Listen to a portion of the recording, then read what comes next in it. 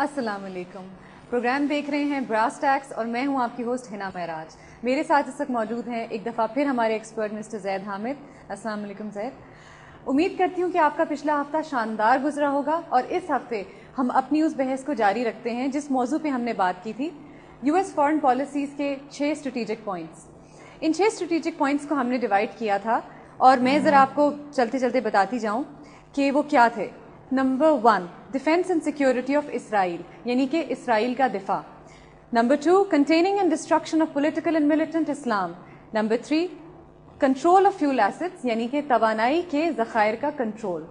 Number 4 control of global trading roots, یعنی کہ عالمی تجارت کے آبی راستوں کا کنٹرول. اور انسرکلمنٹ آف رشیا اینڈ چائنا، یعنی کہ روس اور چین کا حصار. ہم اپنے پروگرام کا باضابطہ آغاز کرنے جا رہے ہیں، مگر اس سے پہلے ایک چھوٹی سی رپورٹ دیکھ لیں جو کہ ہمارے ساتھی اسامہ کیسر نے تیار کی ہے.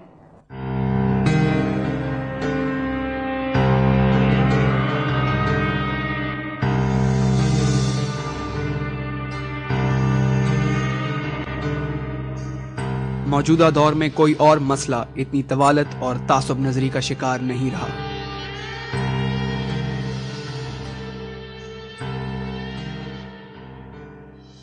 کیونکہ یہ ایک ناکام امریکن فارن پالیسی کا نتیجہ ہے جہاں طاقت کا اندھا دھن استعمال کیا جاتا ہے. اور شاید یہی وجہ ہے کہ انسانی حقوق کی اس متواتر اور بدترین پامالی کو چھپانے کے لیے اس مسئلے کو دنیا کی نظروں سے اوجھل رکھا گیا ہے. فلسطینی علاقوں سے فلسطینیوں کا انخلا اور اسرائیلی باشندوں کی غیر قانونی اور طاقت کے زور پر آباد کاری فلسطینی مسئلے کی سب سے اہم وجہ ہے. غزہ اور مغربی کنارے کے علاقوں میں فلسطینیوں کی نہ تو کوئی باقاعدہ قانون ساز کونسل ہے اور نہ ہی انہیں حکومت میں نمائندگی حاصل ہے. اس کے علاوہ ایسے قوانین بنائے گئے ہیں جن کے ذریعے اسرائیلی آبادکاروں کو غیر معمولی تحفظ حاصل ہے اور فلسطینی باشندوں کو مخصوص علاقوں تک محدود کر دیا گیا ہے تاکہ اسرائیلی آبادکاری کے لیے زیادہ سے زیادہ مقبوضہ فلسطینی علاقے حاصل کیے جا سکیں. مغربی کنارے کے علاقے میں 190 سے زیادہ طاقت کے زور پر آبادکاریاں اس سلسلے کی اہم کڑی ہیں. یہ آبادکاریاں باقاعدہ حکمت عملی کے تحت کی گئی ہیں. علاقے کا جو نقشہ تیار کیا گیا ہے اس کے ذریعے سڑکوں کا ایسا جال بچھایا گیا ہے جو کہ ایک فلسطینی علاقے کو دوسرے سے جدا کرتا ہے. اور یہ سب اس لیے کیا گیا ہے تاکہ فلسطینیوں کی صلاحیتوں کو مزید اجاگر ہونے سے روکا جا سکے. یہ آبادیاں زیادہ تر زرخیز اراضی اور جدید وسائل پر محیط علاقوں کے ارد گرد تعمیر کی گئی ہیں. ان آبادیوں کے ارد گرد باقاعدہ دیواریں اور خاردار تاریں لگائی گئی ہیں اور آبادکاروں کو اسرائیلی فوج کا تحفظ بھی حاصل ہے.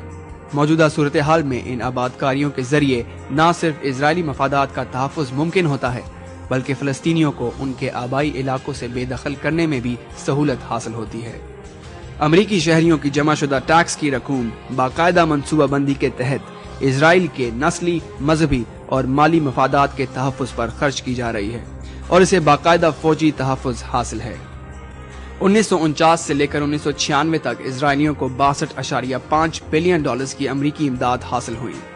کل امریکی امداد کا 1/3 حصہ اسرائیل کی فلاح و بہبود پر خرچ کیا جا رہا ہے.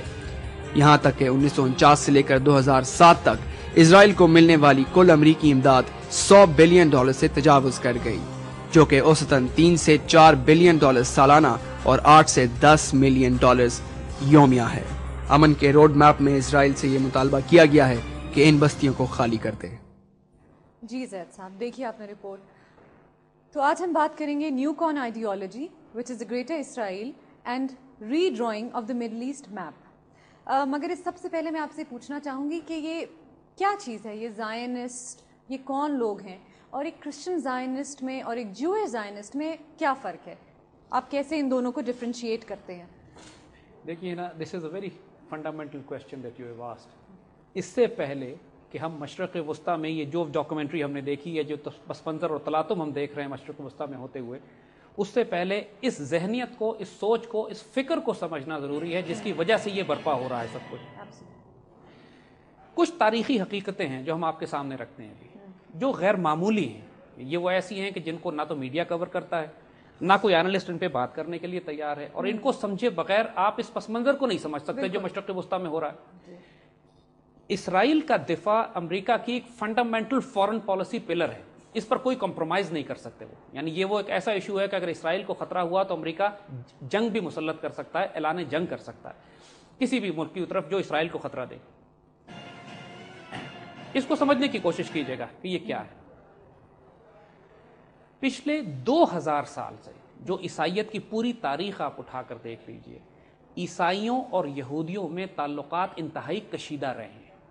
یعنی اس میں ایک ہسٹوریکل فیکٹ ہے یہ کہ ہمیشہ جہاں جہاں عیسائی حکومتیں بنی ہیں وہاں یہودیوں کی زندگی بڑی تنگ رہی ہے. آپ جرمنی میں دیکھ لیجئے, یہ تو سلسلہ جیزس آف نازریت کے ٹائم سے چلتا آ رہا ہے. جی, کیونکہ عقیدے کے لحاظ سے عیسائی الزام دیتے تھے یہودیوں پر کہ انہوں نے عیسیٰ علیہ السلام کو نعوذ باللہ سولی چڑھانے کی سازش کی. پہ چڑھا دیا, بالکل.